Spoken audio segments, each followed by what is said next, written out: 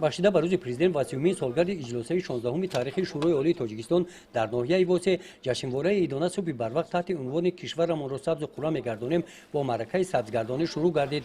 Ин субҳидан бо иқдоми бахши муҳофизати муҳити зисти маҳкумоти иҷроияи ҳокимияти давлатии ноҳия дар 30 мавзеи маркази ноҳия зиёда аз 400 ниҳолҳои ороишӣ шиноида шуданд.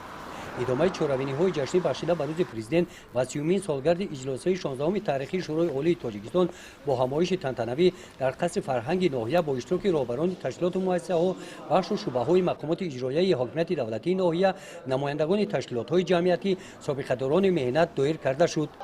чорабинии расмӣ бо садои суруди миллии ҷумҳурии тоҷикистон оғоз ёфт. раиси ноҳияи восе бахшида ба ин рӯзи фаромӯшнопазир сокинони ноҳияро табрик намуда қайд намуданд. мо мардуми шарифи кишвар аҳамият ва нақши таърихии иҷлосаи тақдирсозро ҳеҷ вақт бояд фаромӯш насозем. пайваста аз он ёд оварда насли имрӯзу ояндасозро дар рӯҳияи содиқ будан ба меҳану давлат тарбия намоем.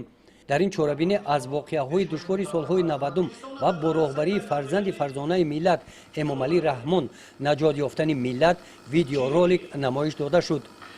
ҳамоиши идона бахшида ба рӯзи президент ва иҷлосаи 16-уми таърихи шӯрои олии тоҷикистон бо намоиши барномаи идонаи консертӣ поён ёфт.